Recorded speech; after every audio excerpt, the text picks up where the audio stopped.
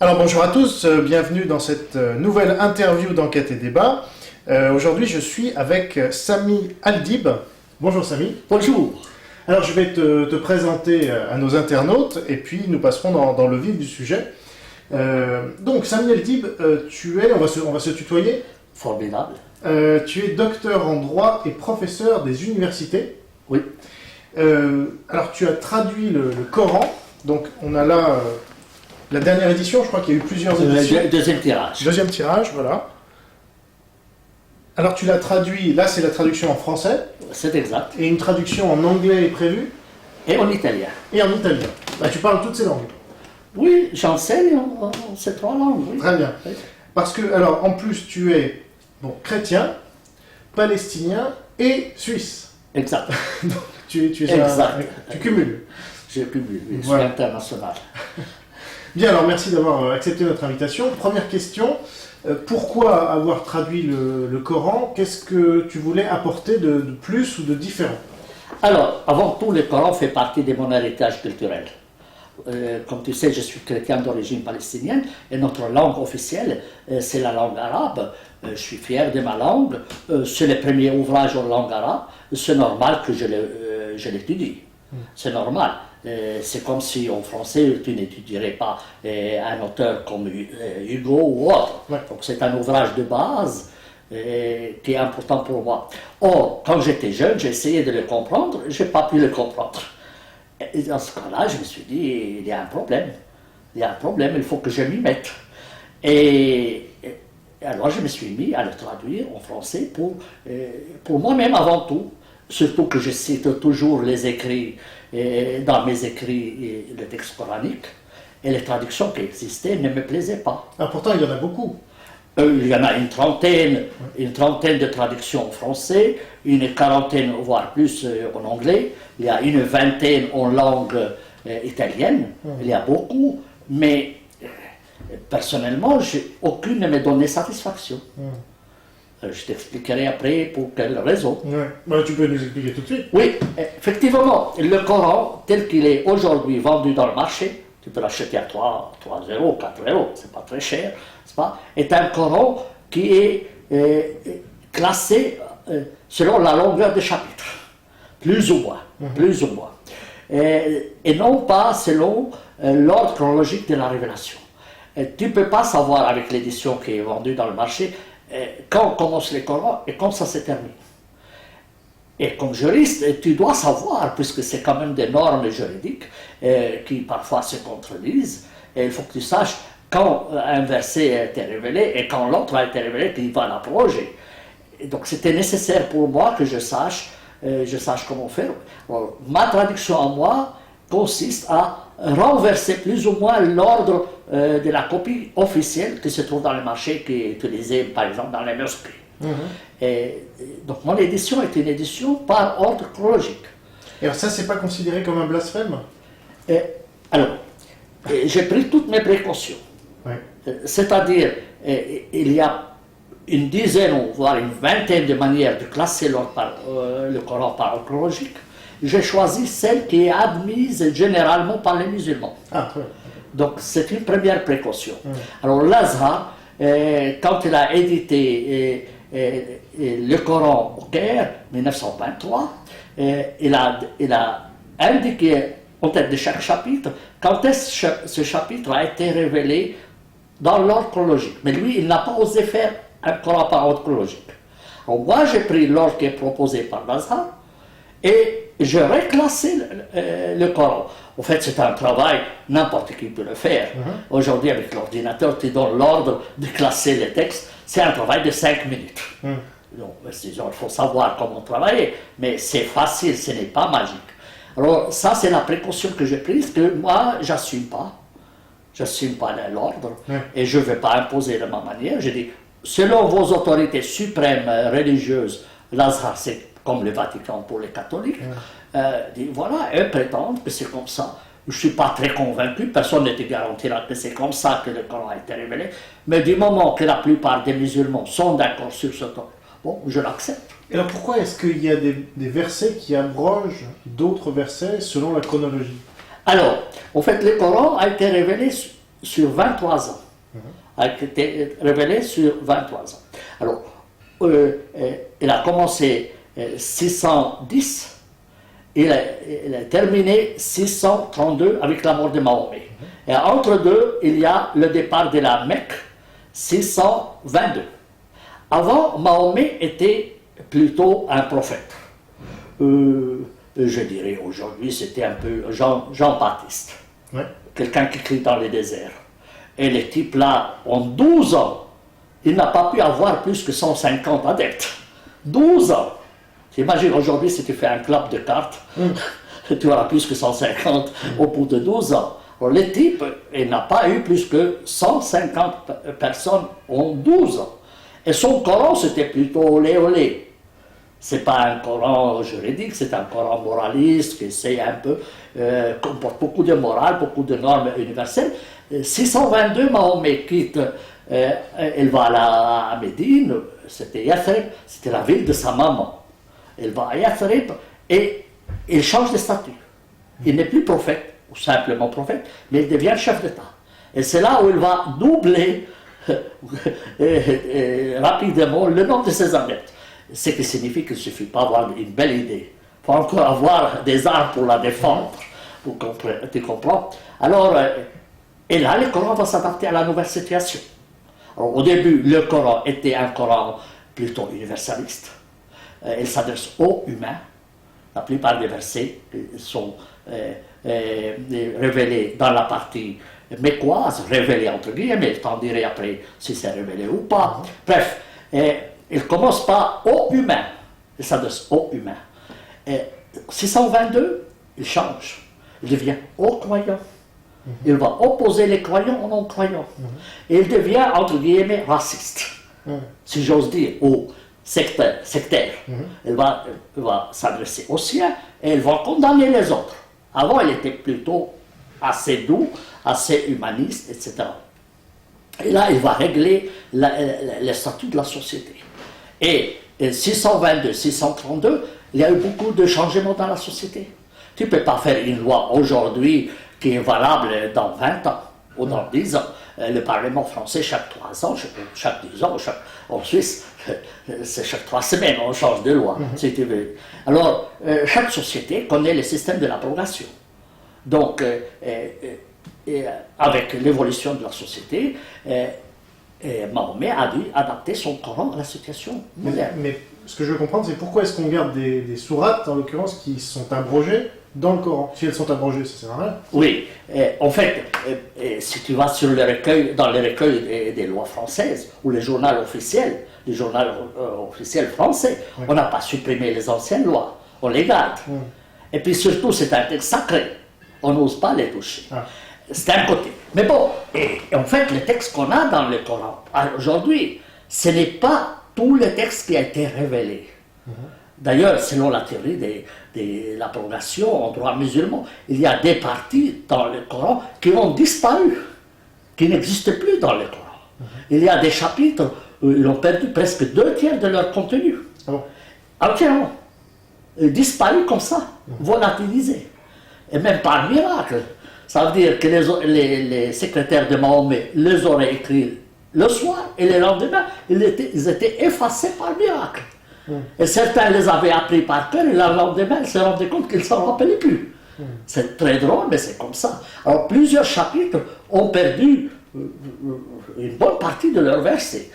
Mais malgré ça, on a gardé le texte du Coran. Et les juristes, quand ils ont travaillé, ils ont essayé de régler la situation juridique, se sont rendus compte qu'il y a des versets qui se contredisent. Alors, comment régler cela? Ils disent, c'est la règle de l'abrogation. Les normes postérieures abrogent les normes antérieures. Et ça se connaît dans tous les systèmes juridiques du monde. Sauf que, dans les journaux officiels, tu as la date. Il y a la date de la loi. Et tu as la page, le numéro de la page. Mais tu imagines que si tu enlèves tous les numéros des pages, et tu enlèves toutes les dates, et tu mélanges les feuilles, et tu auras 50 000 lois contradictoires, va savoir laquelle a été inventée avant, parce que tu n'as pas d'archives. Sauf que là, apparemment, on sait. Alors, on a travaillé énormément pour essayer de trouver l'ordre. Mais ils n'étaient jamais sûrs. Et d'ailleurs, les auteurs musulmans eux-mêmes ne sont pas d'accord entre eux. Il y en a une dizaine, peut-être plus, de manière de classer le Coran, parce qu'ils n'étaient pas d'accord. Mais c'est approximatif. Et les orientalistes ou les spécialistes occidentaux de l'islam ont proposé leur propre ordre encore. Il y a l'ordre de l'Azhar, il y a les dizaines d'ordres proposés par les auteurs musulmans, et Ali aurait eu un Coran par ordre chronologique, les chiites, mais on ne sait plus où il est. Paraît-il qu'il l'aurait détruit pour ne pas fâcher les autres. Bref, alors on a maintenant ce Coran qui nous permet de dire, voilà, tel verset a abrogé tel autre, parce que si on les mettait par ordre chronologique, il serait avant l'autre. Tu comprends? Alors, pour cela, l'ordre chronologique du Coran est important pour un juriste comme moi. Et puis, les gens disent normalement, il y a la partie mécoise du Coran qui est universaliste, il y a la partie médinoise qui est politique, mais comme ils sont mélangés, tu ne sauras pas ce que c'est. Tu ne sauras pas ce qui a été révélé avant, parce qu'après, c'est un peu comme si la carte de Paris n'a pas de table des matières, n'a pas les en-têtes des chapitres. Oui, ou les noms des rues par ordre alphabétique. Imagine si tu veux trouver la rue où tu habites ici sur une carte sans avoir la table. Tu peux chercher nuit et jour, probablement tu trouves, peut-être tu ne trouves pas. Tu vois? Et alors, ce qui est étonnant, c'est que ton Coran se vend bien.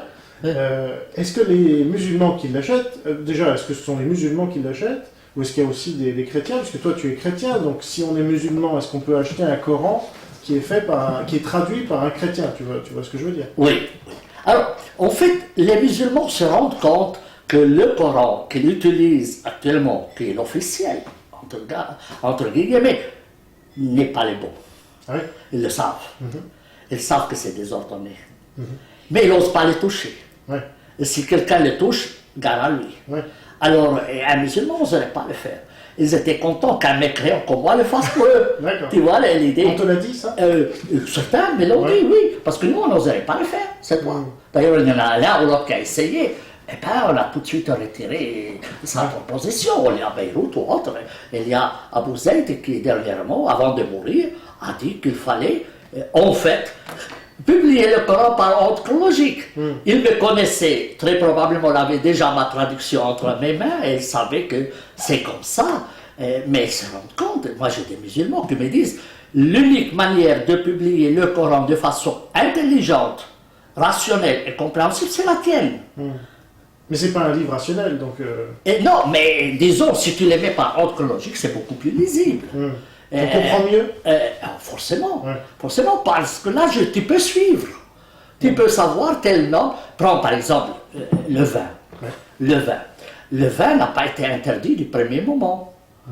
Il est passé par 3 étapes. Mais alors, comment tu peux savoir quelle étape est arrivée avant la fin, après l'autre? Tu vois, c'est ça les problèmes. Alors, ça veut dire qu'aujourd'hui, le Coran est incompréhensible tel qu'il est? Disons, il faut être un spécialiste et avoir creusé longtemps et probablement avoir appris le Coran par cœur pour pouvoir dénicher les versets. Et ce n'est pas facile. Alors, pour continuer avec l'exemple du vin, on sait que le Coran a réglé la question du vin en 3 étapes. Et c'est dans la 3e qu'il a interdit le vin. Mais où se trouve la 3e par ordre logique? Si tu utilises le Coran dans les marchés à 3 €, eh bien, tu ne le sauras pas. La mienne, tu sais que c'est dans le chapitre 113 sur 114. Donc, les derniers mois de la vie de Mahomet, Mahomet a interdit le vin. Donc, il avait déjà tout bu. Il a l'échappé grave, vous voyez. Il est concurrent terrible, celui-là. Mais tu pourras réparer ça, n'est-ce pas? Parce que ça ne va pas avec. Tu peux. Si tu remonter, faire le montage, je dis. Ce qui est bien, c'est que tu avais fini ta phrase. Je vais la finir. C'est le chat là, qui fait n'importe quoi. Oui. Donc. Il monte partout. Il fait du bruit, il fait de la concurrence à moi. Les patrons, les grands. Bref, alors, le vin. on ne sait pas quand est-ce qu'il a été interdit, mais si tu prends ma traduction du Coran, dans l'ordre chronologique, tu sauras que le vin a été interdit au chapitre 113. 114, c'est un tout petit chapitre, donc c'est les derniers mois de la vie de Mahomet. Et il avait déjà tout bu. Et oui, pendant 23 ans, ils ont bu du vin.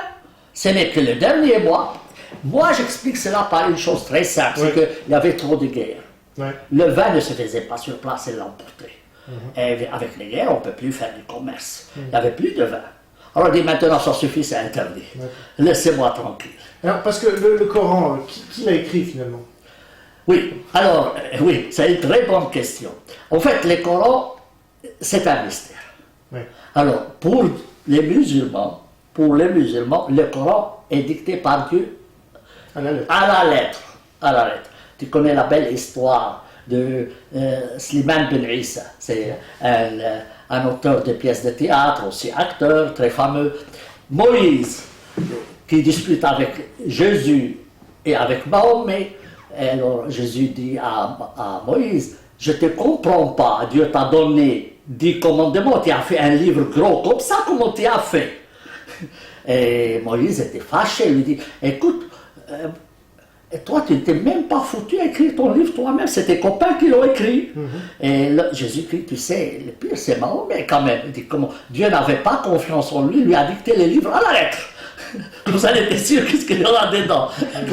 Alors, pour les musulmans, ça c'est un auteur musulman qui dit ça dans une pièce de théâtre. Hein. Ça s'appelle Prophète sans Dieu. Pièce extraordinaire. Hein. Alors, prophète, dans ce livre-là, en fait, pour les musulmans, l'auteur du Coran, c'est Dieu. Mais comme tu sais, il n'y a que la pluie et les météorites qui tombent du ciel. Et si jamais tu vois un livre tomber du ciel, c'est parce que quelqu'un l'a jeté de la fenêtre d'un avion pour s'en débarrasser. C'est possible. Il n'y a pas d'autre moyen. Hein? Il n'y a pas... Ou si tu habites dans un étage supérieur, dans un grand bâtiment, que quelqu'un la jette par la fenêtre. Il l'a dicté à Mahomet par sa tête, alors, non? Et personne n'a dicté quoi que ce soit. Non, il n'y a aucun livre qui descend du ciel, je t'ai dit. Il n'y a que les météorites et l'eau qui descendent du ciel ou un livre qui tombe d'un avion. On ne peut pas imaginer que Dieu, enfin Allah, ait dicté ça à Mahomet par le... Parce que dans la Bible, par exemple, dans l'Ancien Testament, je crois que c'est Abraham à qui Dieu parle. Oui, mais ça, il faut savoir qu'Abraham était un halluciné. Et oui, mais les hallucinés, c'est des tonnes. Tu sais, et tu peux te rendre compte, tous les prophètes étaient sur les montagnes pour recevoir la révélation. C'est-à-dire qu'il n'y a pas de témoin. Il n'y a pas de témoin, et tu sais, plus tu montes, plus tu hallucines. Parce qu'il y a un manque d'oxygène. Oui, mais un professeur de l'université hébraïque estime que Moïse n'a pas reçu les 10 commandements de Dieu. La montagne n'a pas fumé. C'est plutôt sa tête qui fumait. Oui. Enfin, en tout cas, ce qu'il en est ressorti, c'était quelque chose de vraiment nouveau pour l'humanité. Non, mais parce qu'il faut comprendre. Non, c'est pas nouveau, pas du tout, rien de nouveau. Rien de nouveau sur le Coran. Mais sache que, en fait, ce professeur estime que c'est comme les chamans en Amazonie ou autre, ils utilisaient la drogue dans les rituels.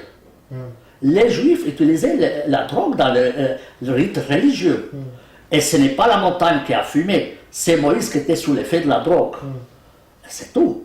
Dieu n'a parlé à personne. Il a imaginé ça. En fait, la révélation, ce n'est pas la parole de Dieu à l'homme, c'est la parole de l'homme sur Dieu. Tout à fait autre chose. Donc, parole faillible. Bon, alors, les musulmans estiment que c'est le bon Dieu. Moi, je dis, ça, tu peux oublier. Ça, c'est comme si tu crois au Père Noël. C'est très joli tant que ça ne fait pas de mal. Sauf que le Père Noël n'a pas fait de livre, justement. Oui, heureusement. Mais il parle des gâteaux. Des gâteaux et des cadeaux. Les gâteaux et les cadeaux. Bon, mais, bref, le Coran a été écrit, pas écrit par le bon Dieu, ni la Bible, ni l'Évangile, à mon sens. Non, ça c'est de l'enfantillage. Hein. Il y a des éternels enfants, tu sais, qui n'ont jamais... Tu es chrétien pour dire ça, c'est pas le dogme. Je suis chrétien, mais pas idiot. La plupart des chrétiens croient quand même que la Bible a été écrite. Mais oui, parce qu'ils n'ont pas réfléchi plus loin que ça. Normalement, les adeptes des religions héritent leur religion comme on hérite la vache de son grand-père. Et personne ne change, il a reçu la vache de son grand-père. Enfin, la Bible chrétienne a été écrite par les 12 apôtres quand même, ça c'est sûr. Voilà, et la Bible est la même chose. Par quelqu'un. Alors, pour revenir qui a écrit le Coran, donc il faut trouver un auteur. Ouais. Alors il dit, c'est pas Mahomet qui l'a écrit. Je veux bien. C'est très probablement pas Mahomet. Pourquoi pas? Parce que, en fait, quand j'ai traduit le Coran, j'ai cherché les sources de chaque verset, ou presque, d'où il provient. Et là, je me suis rendu compte, et je l'ai mentionné dans les notes, qu'en fait, le Coran, c'est à 90%, c'est du Suisse, 90% du Coran est copié des écrits juifs et chrétiens, ou autres qui existaient auparavant. C'est-à-dire quoi? Le Talmud ou la Torah? L'Ancien Testament, le Nouveau Testament, les Apocryphes, D'accord. la littérature rabbinique, la Mishnah et les Talmud. Et le nombre des écrits qui ont été utilisés pour former le Coran sont impressionnants. Aujourd'hui, si tu écris une thèse de doctorat, tu ne peux pas t'enfermer dans une chambre. 2 heures après, tu vas chez les doyens ou les professeurs te disent écoute, l'ange Gabriel m'a livré le Coran, le voilà. Ah non! Et non, et en fait, tu vas utiliser des sources. Mais lui, il est obligé de les citer parce que c'est l'ordre académique. C'est comme ça qu'on fait à l'université. Aujourd'hui, on cite ses sources. Et s'il ne les cite pas, mais on arrive quand même à savoir d'où il l'a tiré. Quoi, tu voudrais dire que c'est un plagiat, en fait? Mais tout est plagiat. Quand tu fais une voiture, tu ne la fais pas de zéro. Ouais. Tu ne vas pas inventer les parapluies. Non, mais disons qu'il y a une originalité qu'on peut reconnaître Non, dans le Coran, comme une thèse de doctorat, c'est 5% d'originalité et 95% du copier-coller. Ah oui. C'est certain. Mais toutes les thèses, c'est comme ça. Ouais, mais enfin là, Les thèses de doctorat. on parle d'un ouvrage saint que tous les musulmans respectent, etc. Donc Alors ça s'appelle livre sacré, Oui. comme les autres. Moi, je les appelle les sacrés livres. Ouais. C'est pas des livres sacrés, mais des sacrés livres. Qu'il faut respecter, parce que c'est quand même le premier ouvrage en langue arabe. Il ne faut quand même pas négliger ce fait. Et l'Ancien Testament, c'est quand même l'ouvrage le plus vendu. T'imagines si tu vas ruiner les libraires, il ne faut pas dire le contraire, tu comprends? Donc, il ne faut pas les pauvres les ruiner. Mais plus que non. Plus que ça, non. Tu comprends? C'est des livres écrits par des humains qui reprennent des traditions anciennes. Est-ce que c'est nouveau? Peut-être quelque chose, certainement. On ne peut pas le priver de tout. Non, il y a des choses. Alors, quand tu lis le Coran, tu connais les textes anciens de l'Ancien et du Nouveau Testament, et aussi les apocryphes, les Talmud, la Mishnah et autres. Ce n'est qu'un début de recherche. Il faut encore une commission, il faut des chercheurs, il faut encore les payer, qui va les payer, personne ne peut travailler sans être payé. Bref, tu te rends compte qu'en fait, c'est lui qui a écrit le Coran, c'est quelqu'un qui avait accès à l'information. Or, avant, les bibliothèques rarement étaient libre accès. Et les communautés avaient leurs livres dans les monastères qui étaient fréquentés par les moines, ou dans les communautés juives, c'était les rabbins qui avaient, et d'ailleurs on les appelle les gens du livre, parce qu'ils avaient des livres. Et ces livres n'étaient pas accessibles à tous. C'est pas n'importe Déjà, il faut savoir lire. Déjà, il faut savoir lire, il faut les avoir étudiés, il faut les avoir interprétés, il faut savoir qu'est-ce qui existe, qu'est-ce qui n'existe pas.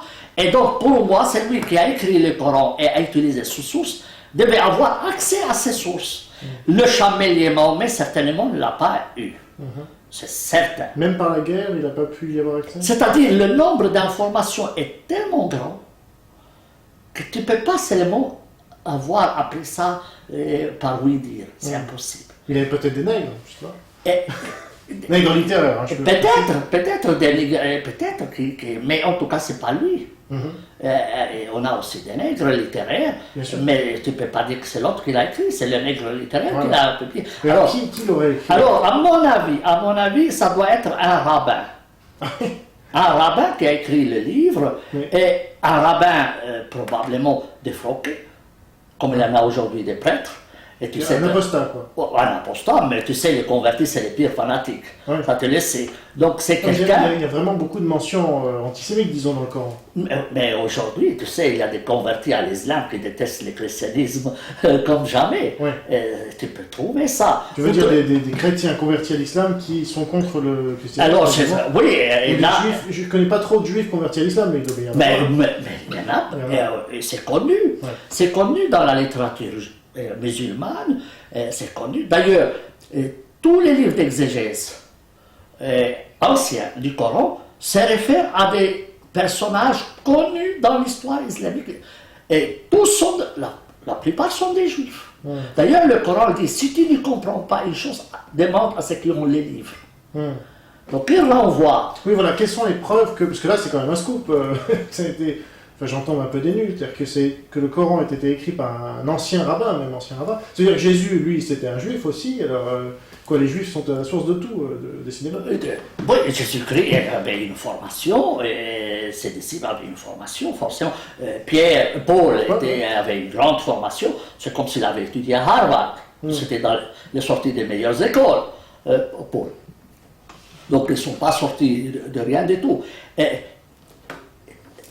C'est comme quelqu'un te présente une thèse de doctorat sans citer les sources. Mais toi qui connais ça, tu te dis, tiens, il me semble avoir vu ça quelque Est-ce que tu part. as des exemples Mais il y en a des tonnes. Ah bon? Il y en a des tonnes. Alors, les plus marquants, alors. Prends par exemple ce miracle de Jésus-Christ qui prend la glaise, il souffle dedans, il en fait un oiseau et Ça, c'est dans la s'envole. Bible, oui. Moi, je parlais Non, du Coran. non, c'est dans le Coran. C'est dans le Coran, pardon. C'est dans le Oui, parce Coran. qu'il y a Jésus aussi. Et ça, ce n'est pas dans le Nouveau Testament. Oui, parce que... Tu te rends compte? Alors, vas-y, pardon, je t'ai coupé. Alors, Jésus oui, prend la glaise, en fait, il souffle prend la glaise, dedans. il souffle dedans, il en fait un oiseau et s'envole. C'est un des miracles cités par le Coran. Ça ne se trouve pas dans le Nouveau Testament, mais dans les Apocryphes. Et ça s'appelle l'évangile arabe de l'enfance. Et on a le texte. Ah oui. Donc on sait d'où ça vient. Il y a pas mal de textes qui disent nous avons révélé aux Juifs ceci, cela. Et tu vas le chercher. Le pire, c'est que parfois il y a des versets du Coran qui sont incompréhensibles. Tu te dis, mais pourquoi? Je ne comprends pas. En fait, il y a des versets qui sont tronqués. Soit parce que l'humidité a mangé le papier. Oui, ça arrive, comme tous les manuscrits anciens. Soit un verre à manger. Il y a Mais même sauf que, là, il y a eu des études assez précises qui ont été faites sur notamment l'Ancien Testament et le Nouveau Testament, qui ont permis de voir qu'il était transmis vraiment très précisément, avec le nombre de pieds précis, etc. Alors, je ne sais pas avec le Coran, mais ça se transmettait oralement. Donc, on ne peut pas imaginer la même chose avec le Coran. Et ça veut dire, nous avons des preuves que ça a été transmis de façon différente. Les auteurs classiques le disent. D'ailleurs, certains sont venus chez Mahomet lui dire, écoutez, moi j'ai appris le verset de toi comme ça. L'autre a dit, non, moi je l'ai appris comme ça. Qu'est-ce que tu penses? Il a dit, tous les deux c'est juste. Oui. D'accord. Parce que Mahomet c'était un bon communicateur. S'il vivait aujourd'hui, il recevrait le prix Nobel de la communication. Ça c'est clair. Et savoir dire une chose et son contraire sans même rougir. C'est extraordinaire. Mahomet, c'est un très bon... Je crois les meilleures entreprises de publicité l'emploieraient tout de suite. En tout cas, ça a bien marché. Mais oui. Est-ce que tu as d'autres exemples de la source juive mais du Coran? il y a énorme. Alors, prends un verset qui est très symptomatique. Et quand j'ai traduit le Coran, la maman de Moïse reçoit l'ordre de jeter son fils, de le mettre dans un caisson, de le mettre dans l'eau, n'est-ce pas? Ça, c'est dans l'Ancien Testament. Ça se retrouve dans le Coran. Mais ce qui est le plus joli de cela, c'est qu'en fait, le Coran dit, l'ordre donne à la maman de Moïse, tu mets ton fils dans le tabout. Le terme utilisé, c'est tabout. Mais tabout, en arabe, ça signifie le cercueil. Alors, il demande à la maman de mettre son enfant dans le cercueil et de le mettre dans l'eau. Ça n'a pas de sens. Tu te dis, non. Mais pourquoi un cercueil? Ça n'a pas de sens. Un cercueil tabout, c'est ça. Alors, quand tu reviens au texte hébraïque, tu vas trouver qu'en fait, tabout, c'est translittéré de l'hébreu. Ah oui. Tel quel. C'est parce que tabout, ça existe en hébreu aussi? Mais dans le texte de la Bible. D'accord. Alors, mais ça n'a pas l'essence de cercueil, mais caisson. Ah, c'est un faux ami. Oui, mais en fait, c'est lui qui l'a écrit, il le savait en hébreu, mais il ne savait pas comment ça s'est dit en arabe. Il a utilisé les mêmes termes. C'est comme si quelqu'un publie chez toi, éditeur, un Suisse alémanique. Mais un Suisse alémanique, il a ses tournures à lui, il a ses phrases, et puis tout d'un coup, il te glisse un mot suisse-allemand.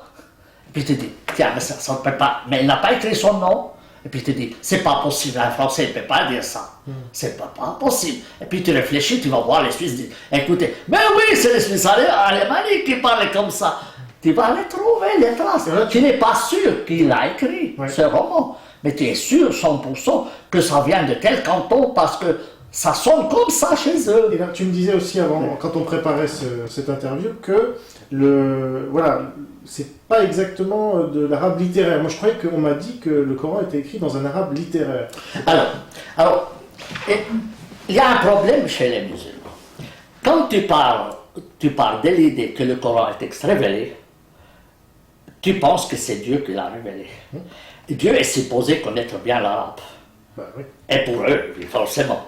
Et Dieu est connaisseur de tout. Ça, c'est le Coran qui le dit. Voilà. Alors, donc, il doit savoir l'arabe comme il faut. D'ailleurs, dans la tradition musulmane, la langue au paradis sera l'arabe. Donc, presse-toi d'apprendre l'arabe, comme ça tu auras moins de temps à perdre au paradis. Bref, alors, pour eux, Dieu, parfait. Donc, le Coran est parfait. Mais ça, tu parles de l'idée que tu es religieux. Ouais. Et c'est une croyance. Tu ne peux pas dire le contraire, parce que si tu dis le contraire, tu perds ta tête. Et à quoi bon jouer avec ta tête, hein, à la loterie? Il n'y en a qu'une. Ouais. Non, mais il n'y en a qu'une, oui, mais c'est un problème. Le bon Dieu aurait dû faire 2 têtes par personne. S'il y a une qui est coupée, tu peux utiliser l'autre, comme les pneus, tu vois, les pneus. Oui, c'est une crève, on voit l'autre. Donc, mécréant, toi, tu ne crains rien pour ta tête, justement, en disant cela? Non, moi, je constate. Ouais. Je suis traducteur neutre. Je ne sais pas, je ne crois pas, déjà je ne crois pas qu'elle est tombée du ciel, puisque je t'ai dit, ce n'est ni de la pluie ni de météorite, et il n'y avait pas d'avion pour que ça tombe de l'avion. Donc c'est un texte humain. Donc, moi je parle j'ai un texte, j'oublie que c'est Dieu qui l'a fait, parce que j'y crois pas. Donc j'ai un texte. Si je trouve que ce texte ne correspond pas à l'arabe normal, ça ne coule pas de source. Ouais. C'est un texte décousu. Tu as un exemple là aussi? Mais il y en a des tonnes. Mais alors le plus marquant. Mais écoute, le Coran, il y en a des fautes grammaticales. Ah bon? Plein de fautes grammaticales. Ouais. Mais tu donnes un texte sans dire son origine à un étudiant de 6e année qui a fait la grammaire arabe. Ouais. Hein, il va trouver qu'il y a une faute. Mais le moment que tu lui dis ça vient du Coran, il va tout de suite réviser. Ah oui. Et il va écrire 20 pages, un grand professeur, 20 pages, pour justifier une faute de la grammaire. Ah oui. Mais si toi, tu ne parles pas de l'idée que c'est Dieu qui l'a, tu n'as même pas besoin de perdre 20 pages.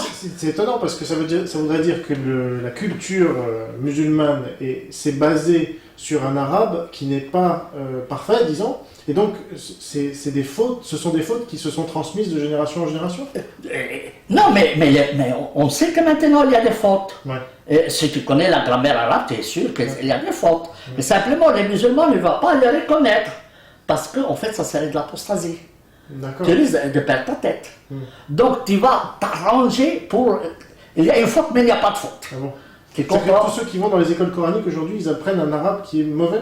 Alors, non, pas tout est mauvais, Non. forcément. Non, pas tout est Incorrect, mauvais. Mais, à mon avis, celui qui a écrit le Coran n'est pas de langue maternelle arabe. Ah, c'est ça. Tu vois, c'est comme si tu dis en français, je m'excuse pour les noirs, elle dit français des petits nègres, ou du français d'un Suisse alémanique, Voilà ce que ou français d'un anglophone, ou français je ne sais pas de quoi, un Palestinien. ou un palestinien, oui. Si Oui, toi tu écrivais un livre aujourd'hui, on verrait que techniquement il n'est pas... Mais oui, parce que tu vas dire, il y a des expressions, des proverbes qui viennent de l'arabe, tu comprends? Alors, il y a des très beaux passages, on peut pas nier. Il y a de très beaux passages. Peut-être aussi à force de les répéter, on les trouve beaux. Peut-être. Et puis c'est une tournure qui Poétique. poétique et puis qui entre comme telle, comme locution, et accepté. Alors, à force de la répéter, ça devient vrai. Tu connais l'histoire. Un mensonge, si tu le répètes 1000 fois, il devient vérité. Tu connais, mais ça, tous les publicitaires te le diront. Donc, à mon avis, le texte coranique comporte de très beaux passages, mais son arabe n'est pas parfait. Mais un musulman ne peut jamais te le dire. Il n'osera pas. Mais là, j'imagine, je me mets à la place des musulmans qui nous écoutent et qui se disent, mais finalement, ce que Sami Al-Dib est en train de me dire, c'est que le Coran n'est pas écrit dans un arabe parfait et qu'il a été écrit par un ancien rabbin. Ouais. Ça fait beaucoup quand même, non? C'est beaucoup, mais écoute, moi je peux devenir millionnaire. Oui. Je peux te dire, je peux devenir millionnaire. Je n'ai qu'à les flatter. Oui. Les musulmans aiment beaucoup, mais toute personne aime les flatteurs. Ouais. Et tu sais très bien, le flatteur vit, on dépend de celui qui flatte. Mais tu veux dire en les flattant, c'est-à-dire en faisant un Coran comme ils attendent? Non, oui, ou de dire comme ils pensent eux. Ils vont dire, ah, Sami Al-Dib, le professeur ceci et cela, il soutient notre point de vue, vous voyez que je suis dans la vérité. Mais en même temps, je les trompe, en fait, je vais juste remplir mes poches. Mais ça, c'est pas correct. Moi, j'ai fait mon devoir d'intellectuel, petit intellectuel, Universitaire. universitaire, comme tu veux, et je ne cherche pas à gagner quoi que ce soit. Tu vois, mon salaire incombe à Dieu, comme dit le Coran. Bon, je ne demande pas un salaire, mon salaire incombe à Dieu. Et j'estime que j'ai un devoir de vérité, parce que la vérité vous sauvera. Tu connais le texte du Nouveau Testament, la vérité te sauvera, mais c'est la réalité, parce que si tu parles de l'idée que 1 et 1, ça fait 1,5 ou 3, tout le reste c'est des faux. Les opérations mathématiques, c'est tout faux. C'est intéressant ce que tu dis, parce qu'en tant que chrétien, qu'est-ce que ça te fait de traduire le Coran? Est-ce que tu considères que c'est une partie de ton œuvre chrétienne? Ça fait partie de ma culture. Tu sais, le Coran n'est pas un livre musulman seulement. Les musulmans ne l'ont pas mis au registre du commerce. Ce n'est pas protégé. Moi, si je veux traduire Dante en français, je n'ai pas besoin de demander l'autorisation du Sénat ou de l'ambassade d'Italie. C'est dans le domaine public. Le Coran appartient à ma culture au même titre que les musulmans. Le musulman le considère comme livre sacré, mais c'est son problème. Moi, je n'ai pas besoin de le suivre. Et moi, je pense que le Coran, c'est un texte arabe, point à la ligne. Et il n'a pas à me suivre. Il a le droit de dire ce qu'il pense, et moi, j'ai le droit de dire ce que je pense. Et puis que les meilleurs gagnent. Et que les meilleurs gagnent. Et puis, j'ai un devoir aussi de comprendre mon texte. Si eux le comprennent d'une manière, et ça ne me convient pas, pourquoi je dois répéter ce qu'eux disent? Eux disent aveuglément, il n'y a pas de faute de grammaire. Et puis je dis, mais non, il n'y a pas de faute de style. Mais écoutez, en tant que traducteur du Coran, je peux vous montrer les fautes de style. Je peux vous montrer des fautes. Mais on pagaille. On pagaille les fautes de style. Mais les musulmans ne peuvent pas les voir parce qu'il est aveuglé. Il est aveuglé par la croyance. Est-ce que tu les indiques dans tes versions? De temps en temps, je ne vais pas tout faire, parce que si je dois tout, ça sera un gros livre que moi, soit un acheteur. Oui, à ce point-là. Ah oui, les fautes de style sont énormes. Parce qu'à l'époque, est-ce qu'il existait des écrivains de langue arabe aussi, qui écrivaient mieux? Écoutez, les textes qui sont venus après le Coran sont notamment mieux que le Coran. En tout cas, sur le plan grammatical, c'est plus correct. Sur le plan du style, il y a des textes extraordinaires. Omar Khayyam, par exemple, dont on parle souvent. Ça, c'est un poète. C'est un poète.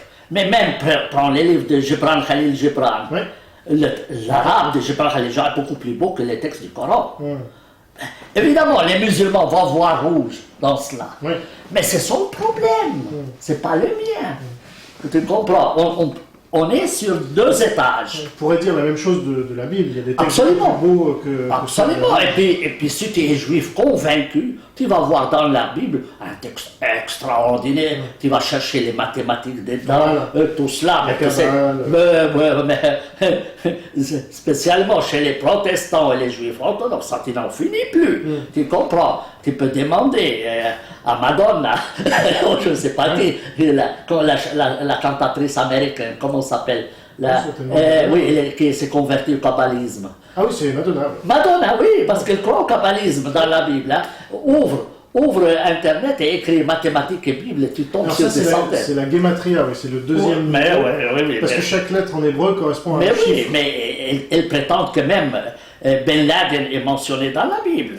Avec le code de la Bible, peut-être. Ah oui, et que mon nom aussi. Ah bon. Et que la guerre des 6 jours est mentionnée. Bon. Tu comprends, heureusement. Hein. Mais ils l'ont découvert un peu trop tard. Alors, une question sur quelqu'un qui est très médiatique et qui a traduit le Coran aussi, c'est Malek Shebel.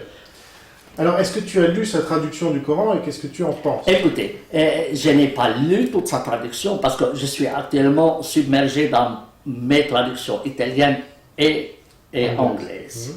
J'avais terminé ma traduction française et j'avais consulté une vingtaine et la sienne n'était pas encore sur le marché. Donc je n'ai pas pu et je n'ai pas beaucoup de temps malheureusement pour revenir à ça. Autrement, je dois laisser les traductions italiennes et anglaises. Mais j'en ai vu quelques passages. Les plus belles traductions, c'est comme les femmes. Ouais. Les plus belles femmes sont les plus infidèles. Ah. Tu vois. Ouais. Alors, les plus belles traductions, elle est probablement sur le plan linguistique, elle est plus jolie que la mienne. Ouais. Parce qu'il est moins fidèle que la mienne. Moins fidèle que la mienne au texte arabe. D'accord. Il a enjolivé. Moi, je viens d'écrire une lettre à une traductrice italienne du Coran. Je lui dis, je te félicite. Ton texte italien est plus joli que le texte du Coran. C'est réel. Ouais. Moi, je préfère lire son texte italien que le texte coranique. Alors que l'arabe, c'est quand même ma langue maternelle. Son texte italien se lit plus facilement que le texte du Coran. C'est les combles. Tu imagines, c'est les pires des compliments pour les... Oui, parce qu'un traducteur met toujours du sien dans une... Mais oui, parce qu'autrement, ça ne se vend pas. Non, parce qu'on dit aussi toute traduction est trahison. Trahison, mais pas seulement trahison. Mais là, il veut vendre un livre. S'il le traduisait comme tel, mais personne ne va l'acheter. C'est du chinois. Il y a des passages, je te garantis, c'est du vin chinois. Tu le veuilles ou pas. Donc c'est de la vulgarisation qui fait... Et disons, c'est comme tu as une fille qui est moche. Et tu vas la vendre. La vendre contre des chameaux, je m'excuse, la marier. Alors tu vas l'envoyer chez la maquilleuse. Tu vois, elle va la faire la plus jolie possible. Je ne sais pas combien de temps ça va résister le maquillage, mais quelqu'un qui ne l'a jamais vu avant, il ne va pas douter. Mais après qu'il y a un peu de pluie, tout le maquillage part et puis tu la retrouves dans l'état pur. Aujourd'hui, moi je ne connais pas bien. Est-ce qu'il y a une traduction qui fait autorité du Coran? Alors, en arabe, comme pour les textes législatifs, c'est la langue d'origine qui fait foi. Alors les traductions, il y a eu beaucoup de débats, est-ce qu'on peut traduire ou pas? Alors il y a une qui est assez utilisée par les francophones, c'est Hamidullah. Il y a Berg qui a fait sa traduction, mais qui est très critiqué par les musulmans, mais il faut dire que Berg c'est un littéraire. Et il a fait une très jolie traduction. Est-ce que les fidèles, je l'ai consulté? Non. Mais parce qu'il voulait la vendre. Il voulait marier sa fille. Tu vois, et puis il ne peut pas se permettre, en tant que littéraire français, de présenter un texte illisible. Forcément. Alors, il a passé. Tu vois, c'est comme tu fais l'éloge de quelqu'un. Il ne peut quand même pas sortir ses défauts. Oui, surtout que si tu reçois quelque chose. Oui. Moi, j'ai des gens qui ont acheté mes livres et disent c'est snob. Ils disent, certains, c'est du français snob. Je dis non, c'est du fidèle. J'essaie d'être fidèle autant que possible. J'ai consulté plusieurs, mais j'essaie d'être aussi fidèle que possible. Et malheureusement, je ne peux pas faire plus beau que l'original. Et je ne veux pas le faire. Parce que j'aimais, en fait, tu prends Berg. Sa traduction est en français. Mais il n'y a pas le texte arabe en face. Ah oui, on peut montrer ça d'ailleurs. Oui, alors là c'est... oui. Les gens voient. Oui, alors il y a les deux textes. Et en face, le verset arabe et le verset français. Donc si tu connais l'arabe, tu peux comparer. Je ne peux pas te trahir. Mais si tu mets le texte de Berg ici et l'arabe ici, et tu vas comparer, tu dis, mais non, mais c'est autre chose. Mais c'est autre chose. Juste pour revenir à Malek Shebel, il y a notamment une phrase qui est fameuse, qui est connue, disons, dans le Coran, qui est tu peux frapper ta femme. Oui. voire il faut frapper sa femme, je ne sais plus dans quelles conditions. Oui, Lui dit, ta femme, oui. non, ça concerne uniquement les femmes qui étaient esclaves, parce que le Coran est un livre qui se lit aussi dans le temps. Oui, oui. Et donc à l'époque de Mahomet, il y avait des femmes esclaves, et donc c'était uniquement celles-là. Est-ce que c'est comme ça qu'il faut le comprendre? Écoutez, en tout cas, c'est son interprétation à lui, parce qu'il part de l'idée que le Coran est parole de Dieu, et Dieu étant parfait. Et aujourd'hui, on a l'idée d'un Dieu qui ne donne pas de paf. Qui ne permet pas, qui ne permet pas, parce que les normes de droit international, les droits de l'homme ne permettent pas. Donc ça ferait scandale, tu comprends? Mais tous les exégètes du passé ont compris frapper. Et toi aussi. Mais je ne peux pas faire autrement. Je ne peux pas dire que donnez-lui du chocolat. Il n'y a pas de chocolat. Vous comprenez? Moi, j'ai un autre traducteur anglais qui est d'origine turque. Il a traduit en anglais. Mais il a expliqué ce terme sur une dizaine de pages pour dire que ce n'est pas frapper. Mais tous les auteurs classiques disent c'est bien frapper. Tous les dictionnaires disent c'est bien frappé, en se référant à ce verset même. Alors maintenant, en fait, il est en train de maquiller la mariée. On voit qu'il veut la vendre. Si ce n'est pas financièrement, au moins moralement. Mais tout ce qui est d'antisémite, par exemple, dans le Coran, et il y en a beaucoup, Gerd Wilders dit qu'il y a plus d'antisémitisme dans le Coran que dans Mein Kampf, donc je n'ai pas vérifié. Il faut vérifier. Mais c'est intéressant par ordre logique aussi de savoir comment a évolué cette conception. Parce que là, tu as... Alors que possible. Alors, ça... Là, en fait, j'ouvre une porte pour la recherche. Et moi, je vous offre ici une clé. Et toutes les recherches sont permises. Avec les textes anciens, ce n'est pas possible. Avec l'édition normale, ce n'est pas possible. Ce n'est qu'avec une édition plus ou moins ordonnée que tu peux retrouver. Il y a énormément. Moi, j'aimerais bien maintenant avoir le temps de faire des recherches sur les concepts, l'évolution des concepts dans le corps. Mais je n'ai malheureusement pas le temps, et je ne suis pas le seul sur Terre. Heureusement. Mais j'espère quand même que d'autres feront ce travail. Si on veut faire une mariée vraiment belle par rapport au concept actuel, on devrait maquiller tout l'antisémitisme. Mais bien sûr. Je ne sais pas comment. Bon, alors là, vraiment, tu dois. Une aveugle, tu la rends avec 2 yeux très beaux. tu vois, c'est mais pas même avec facile. Chevel ne l'a pas fait. Je dirais, Oui, il ne peut pas. Oui. Disons, elle fait autant qu'il peut. Mais ce n'est pas là dans les traductions. Dans les traductions, moi, j'utilise par exemple 40 traductions anglaises que je consulte. Pour 40. 40. C'est tout sur Internet. Le même verset te donne 40 traductions. Et moi, j'essaie de voir, je compare le texte arabe, je fais après ma propre traduction. Mais je peux te dire, 40 traductions, il n'y a pas une comme l'autre. Et parfois, elles sont même contradictoires. Alors, il y a des textes qui sont extrêmement difficiles à traduire. Je te dis, c'est du chinois. Et les gens essaient quand même d'en tirer quelque chose. Parce que laisser le texte comme tel, c'est choquant pour les musulmans, c'est quoi cette manière? Tu ne peux pas dire le texte est lacunaire. Tu vois? Alors, moi, qui essaye d'où vient ce verset, je peux revenir à la littérature rabbinique et dire, écoute, ce texte manque, il lui manque quelque chose, et voilà la suite. C'est comme si tu as de la poésie ancienne en latin, et puis il en manque un bout, et tu vas le trouver chez Saint-Augustin. Parce que Saint-Augustin l'a cité. Alors tu peux compléter. Mais sur la littérature rabbinique, il n'y avait pas d'antisémitisme théoriquement. D'accord, mais comme je t'ai dit, il y a eu des conversions. Il y a eu des conversions, il y a aussi des juifs, les uns ne sont pas tendres, pas tous sont tendres les uns avec les autres, tu vois. Et il y a même des textes du Talmud qui peuvent être utilisés contre les juifs, et même aujourd'hui, même la Bible prend cette histoire que si un animal est mort, tu n'as pas mort naturel, n'a pas le droit de le manger, mais tu le donnes à l'étranger. Mais c'est du pire racisme. Donc, tu vas utiliser la Bible elle-même pour indiquer que le texte biblique. Et tu sais, le texte biblique, si tu veux piocher, mais viol, inceste, mais tu finis. En fait, tu peux faire un tribunal rabbinique et à côté une boucherie. Tu vois, là, à côté de l'autre, tu passes du tribunal à la boucherie. Le nombre de fois qu'il faut tuer chez eux, c'est une vraie boucherie. Et alors justement, une question, je ne sais pas si c'est la dernière, mais elle me paraît intéressante, c'est que dans le Coran, comme dans d'autres textes sacrés, on trouve des horreurs. au vu de nos codes moraux actuels. Ouais. Mais les musulmans veulent s'y conformer, en tout cas ceux qui pratiquent, hein, les orthodoxes, ils doivent s'y conformer. Donc est-ce que tu penses que c'est un livre dangereux Alors, écoute, le problème avec les musulmans, ils partent de l'idée que c'est un texte sacré et que Dieu connaît tout, et c'est le meilleur des juges, dit le Coran, et il connaît mieux les normes qu'il faut appliquer. Il prévoit par exemple la peine de mort, et nous on est aujourd'hui contre la peine de mort. Non, Dieu l'a décidé, tu n'as pas le droit de l'enlever. Tu comprends? Alors, tant qu'ils peuvent, ils vont l'appliquer.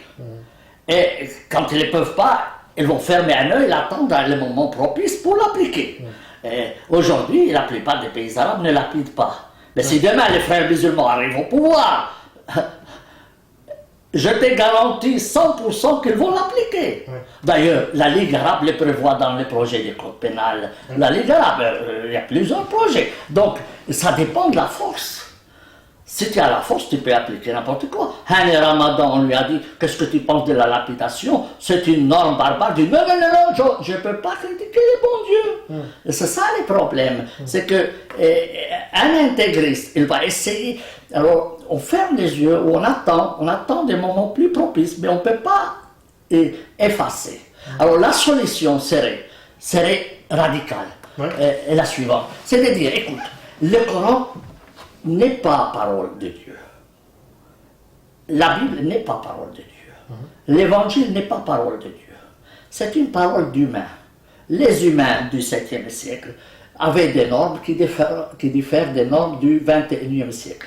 C'est normal. Il y avait de l'esclavage, lit Saint Paul, il y a l'esclavage, il y a l'esclave de ne pas se rebeller contre son maître. Tu comprends? Etc. La Bible comporte des normes. Alors, si tu estimes que c'est Dieu qui l'a dit, mais en fait, tu fais la faillite du bon Dieu, si j'ose dire. Le bon Dieu devient un boucher, devient un criminel. Pratiquement, tu dois le dénoncer au tribunal pénal international. Le bon Dieu en personne. Tu imagines la mauvaise publicité pour le bon Dieu. Le pauvre. Tu sais, le bon Dieu a un beau dos, hein. Alors qu'en réalité, le bon Dieu, le 7e jour, il t'a laissé reposer, tu sais, après avoir créé le monde. Et après, il n'est plus revenu au travail. Il est toujours à Saint-Tropez en train de plonger les fesses, le bon Dieu. Donc il n'a envoyé aucun prophète. C'est une histoire d'enfantinage. Mais Jésus, toi, le chrétien... Personne. Mais non, mais là, on voit. C'est des gens comme toi et moi, on parle de l'idée. Je ne parle pas en tant que croyant. Si tu veux croire au Père Noël, c'est ton droit. Oui, mais toi, en tant que chrétien, tu crois... Mais je n'ai pas besoin de croire. Moi, quand j'étais petit, je croyais au Père Noël. Aujourd'hui, non. D'accord. Donc tu ne crois pas à Jésus en tant que chrétien? Écoute, j'adore mon Jésus-Christ. Je dis je suis chrétien. D'ailleurs, l'habiter à 20 km de mon village, je le trouve extraordinaire. Maintenant, est-ce qu'il est Dieu ou pas? Ça appartient au dogme. Ça ne m'intéresse pas du tout. Alors, si tu me dis, est-ce que Jésus-Christ est fils de Dieu ou pas? Comme avocat, je te dis, tu me payes, je cherche sa paternité. Mais gratuitement, je ne suis pas prêt à le faire. Tu comprends? Alors, si toi, tu crois qu'il est fils de Dieu, c'est ton droit. Et puis, ça m'avance à quoi? Ça me fait de belles jambes, pourquoi? Ça lui fait de belles... Alors moi, il y a des musulmans qui disent, tu crois Jésus-Christ, fils de Dieu? Je dis, écoutez, c'est simple. Si tu es pressé, tu lui téléphones. Si tu n'es pas pressé, tu attends que tu meurs, tu lui demandes. Mais moi, ça ne m'inquiète pas. Pour moi, qu'il soit fils de Dieu, fils de Moïse, fils d'un Romain, fils de Joseph, de ce que tu veux, ça ne me change absolument rien. Ouais, moi, je ne suis pas là. Alors, Je ne suis pas un état civil. À rechercher la paternité des gens. Mais tu n'as pas répondu complètement à ma question. C'était, est-ce que pour toi le Coran est dangereux ou pas? Tous les textes sacrés sont dangereux. La Bible comme le Coran. L'évangile aussi, mais à moindre degré, parce que l'évangile n'est pas un texte juridique. Et puis prendre la paix, l'amour... Pas toujours, mais en tout cas au moins. Majeure partie, quoi. Mais Jésus-Christ a vécu peu de temps, il faut dire. Il n'a pas eu le temps de développer ça. Toute sa mission s'est limitée à 3 ans. Avant, c'était un menuisier. Après, il a pris sa retraite anticipée à 30 ans parce qu'il en avait ras-le-bol et il a commencé à se promener et raconter de belles histoires. Bon, il est extraordinaire comme type, mais il n'est pas juriste. C'était aujourd'hui, on dirait aujourd'hui un SDF. Ouais. ou un hippie, si tu veux. C'est pas du tout un juriste. Reprendre plusieurs épisodes du Nouveau Testament, tu vois qu'il se foutait de la loi. Tu comprends? Il Moïse, est là pour l'abroger d'ailleurs. il dit qu'il est venu le compléter. D'accord. Mais en fait, tu ne peux pas dire autrement, tu sais. Les milieux étaient hostiles. Ah, mais en fait, il a foutu la bagaille. C'est clair et net. Hein. Mais il y a certains passages de Saint Paul qui sont terribles, où il dit à la femme d'obéir à son mari, etc. Et ça, c'est aussi choquant. Moi, je l'appelle le rabbin Paul. Il était rabbin, oui, disons, formation rapide. C'est clair et net. Tu comprends? Tous les textes anciens, comme si tu prenais le texte de Hammurabi, tu l'appliques aujourd'hui. Est-ce que c'est pas dangereux? Mais bien sûr, c'est dangereux. Mais est-ce qu'il n'y a pas des différences de degrés entre justement l'Ancien Testament, le Nouveau et le Coran? Alors, le Coran et la Bible, tu peux les mettre dans le même sac. Ouais. Parce que c'est... La Bible, c'est l'Ancien Testament, non? Oui, l'Ancien Testament. Oui, l'Ancien Testament et le Coran, tu peux les mettre dans le même sac. C'est les deux facettes de la même monnaie. D'accord. D'ailleurs, le Coran emprunte énormément. Œil pour œil, dent pour dent, ça vient du Coran, de l'Ancien Testament et pas du Nouveau Testament. Mais paraît-il que c'était une amélioration parce qu'avant, c'était pour un œil, il fallait trois yeux. Vous tuez carrément la personne. Ce n'est pas dit dans l'Ancien Testament, à ma connaissance. Mais, ça, c'est les études historiques. Peut-être, mais à ma connaissance, l'Ancien Testament prévoit un œil pour un œil, pas un œil pour cinq. Non, parce qu'avant, voilà, ça venait abroger une situation pire. Un peu comme le Code Noir est arrivé. C'est clair. Bon, c'est terrible, mais ils ont amélioré les choses. Mais écoute, dans la Bible, il y a des passages qui disent qu'on sacrifiait des enfants. D'ailleurs, Abraham devait sacrifier un enfant, et puis on a échangé ça. Un mouton. On n'a pas demandé la vie du mouton. Tu comprends? Jusqu'à maintenant, on sacrifie des milliers de moutons à cause d'Abraham. Alors que pauvre mouton, tu sais, dans la Bible, il y a une histoire que tu connais peut-être, mais c'est que si tu as fait un péché, tu prends un veau ou je ne sais pas quoi, tu les sacrifies. C'est toi qui as fait la connerie et c'est le mouton qui doit payer les péchés. Tu te dis, mais c'est pas juste. Si toi tu as fait la faute, c'est toi qui répares, c'est pas que tu ne le fais pas payer au mouton, pour ainsi dire. Aujourd'hui, la société capitaliste fait payer aux animaux aussi le fait qu'elles veuillent se nourrir. Forcément, mais disons aujourd'hui, tu ne peux pas savoir le nombre de moutons qu'on a dû sacrifier à cause des péchés. Et on ne les sacrifiait pas seulement pour les manger, mais on devait les brûler. Les brûler. Donc, il y a un passage, je le dis, telle période, lorsqu'on a inauguré le temple, on a tué 3000, je ne sais pas quoi. Donc pour toi, la solution, ça serait quoi? Alors la solution, c'est simple, la solution est très simple, c'est de désacraliser les livres sacrés, sans manquer de respect envers eux, vu leur historicité. Sans manquer, mais dire, ce texte appartient à leur époque. L'humanité a progressé. Quand tu étais petit, tu étais nourri au biberon. C'est normal comme tout le monde.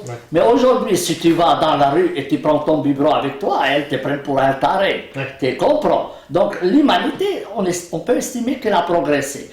D'ailleurs, c'est pas pour rien que le Coran dit que Mahomet, c'est le dernier prophète. Ça veut dire qu'on n'en a plus besoin. C'est ça. Ça veut dire que c'est le dernier biberon. Désormais, tu manges comme tout le monde. Tu te débrouilles tout seul. Tu n'as pas besoin de Mahomet. Pauvre Mahomet, il était brave type, tout ce que il a fait ce qu'il a pu dans son temps. Mais c'est fini. Aujourd'hui, tu te débrouilles. C'est ce que disent les auteurs musulmans libéraux. Les pauvres, mais bon, ils font ce qu'ils peuvent. Eux aussi. Alors, et on peut rester musulman comme ça? Alors, est-ce que l'islam va perdre son âme dans cela? Mais écoute, le christianisme a fait l'inquisition au Moyen-Âge. Aujourd'hui, on ne fait plus l'inquisition. Et malgré ça, on est toujours chrétien. Tu comprends? Mais il y a une déchristianisation aussi. Est-ce que ce n'est pas un meilleur christianisme? Eh bien, on peut aussi dire ça. Parce que le Christ n'est pas légaliste. Tu comprends? Alors tu peux dire, le christianisme du Moyen-Âge, eux estimaient qu'ils étaient les meilleurs chrétiens. Et puis, ils brûlaient les gens. Calvin a brûlé Michel Servet à Genève. Tu comprends? Mais aujourd'hui, on peut dire, écoute, non, aujourd'hui, on a changé. Oui, mais on n'est pas pour autant non chrétien. On reste chrétien, mais on peut reconnaître qu'on a fait des conneries. Oui, la ville de Genève, d'ailleurs, a fait stèle pour Michel Servet, il a même consacré une rue en son nom, ce qui lui fait de belles jambes, évidemment. Oui. Mais donc là, il faudrait par exemple que les musulmans reconnaissent que Mahomet a passé au fil de l'épée 900 juifs. Seulement. C'est très peu, tu es trop mais bien sûr, mais Moïse a tué 3000. De ses propres mains. Avec ses copains, en descendant de la montagne, il a tué 3000. Ce qui est peu connu d'ailleurs. Mais c'est dans la Bible que dit. Aujourd'hui, Moïse, mon cher ami, s'il vivait aujourd'hui, il passerait au tribunal pénal international pour crime de guerre et crime contre l'humanité. Mais ils n'étaient pas des... Samuel, c'était un vrai criminel de guerre. Il faut le reconnaître. On l'appelle les prophètes. Ils ne sont pas mieux que toi et moi. C'est des humains de son temps, de leur temps. Ils ont essayé d'améliorer autant qu'ils pouvaient, mais ils n'ont pas cessé d'être humains. Et avec les bêtises de l'humain. Alors, si tu dis le Coran appartient au 7e siècle, avec les noms du 7e siècle, écrit par un rabbin du 7e siècle, oui, tu as libéré les bons dieux du fardeau. Et tu as sauvé les bons dieux, tu as sauvé l'âme du bon Dieu. Parce que c'est l'extrême mauvaise publicité de dire que le bon Dieu c'est un boucher. Tu comprends? Prends la question de la circoncision. Mais c'est terrible. À 99 ans, 99 ans en français, Abraham se coupe les zizi sur ordre de Dieu. C'était un psychopathe, le pauvre diable. S'il l'a fait, oui. C'est peut-être le récit mythique aussi. Cela a existé. Mais aujourd'hui, c'est sûr. Le problème, c'est qu'on a des milliers d'enfants qui passent à cause de lui. C'est ça, oui, aujourd'hui. Et les musulmans aussi. Oui, aujourd'hui. Alors, si on reconnaissait qu'Abraham, ce jour-là, avait eu un coup de soleil, oui, et qu'habitant dans le désert, les pauvres diables. C'est probable. Oui, c'était tout à 99 ans, t'imagines ton grand-père qui vient te dire, le bon Dieu m'a parlé qu'il faut couper les zizi, et tu lui dis, tu vas dormir. Si demain elle recommence, tu appelles le psychiatre. Papa est devenu sénile, il a perdu la tête, les pauvres. Hein. Et bien, tout le monde peut perdre la tête, Abraham compris. Alors si on relativise c'est une question de liberté d'expression, ça en fait. Mais absolument. Dire, voilà. Comme on est en train de le dire là, j'espère qu'on n'aura pas de procès. Non, mais il n'y a pas de procès parce que... il n'y a pas de blasphème. Moi, je peux... La Bible dit qu'il avait 99 ans. Ça, oui. Oui, alors c'est pas moi qui l'invente. D'ailleurs, dans une version chez les musulmans, il avait 80 ou 120. Oui. Donc pire. Dans une situation encore pire. Mais bon, mais il faut relativiser. Et c'est aussi un acte de charité à leur égard. Et de dire que ce sont des humains. D'ailleurs, le Coran dit, tu n'es qu'un humain. Le Coran dit, Mahomet, tu n'es qu'un humain. Alors si tu le fais un humain et pas un surhomme, alors tu ne vas pas lui pardonner tous ces bêtises, mais tu peux dire, bon, elle l'a fait, mais on n'est pas obligé de le suivre. Tranquille. Tu es tranquille. Et après, le bon Dieu se lave les mains, il est toujours à ruminer en train de se bronzer les fesses. Il est tranquille, tu comprends? Et tu n'as pas à l'accabler avec toutes ces bêtises qui comprennent la Bible. Si aujourd'hui, mon ami, tu appliques l'Ancien Testament ou le Coran, tu auras la société la plus barbare qui puisse exister dans l'histoire. Alors, les frères musulmans pensent le faire. Bonjour les dégâts. Tu vois, un verre, ça va. 2 verres, bonjour les dégâts. Tu comprends? C'est ça le problème. C'est un retour à la raison. Ça me paraît être une excellente conclusion pour cette interview. Merci. Un retour à la raison. Merci beaucoup, Sami Aldib, d'avoir accepté notre invitation. Vous donnez une conférence ce soir donc au Centre Saint-Paul qui sera rediffusée. Donc vous pourrez la suivre si vous ne pouvez pas y assister. Et donc, merci à vous d'avoir assisté à ce débat jusqu'à son terme. Fort intéressant, à mon avis. Et donc, n'oubliez pas que la liberté d'expression ne vaut que si elle est partagée par tous. Oui. À très bientôt. Merci. Au revoir. Au revoir, merci beaucoup.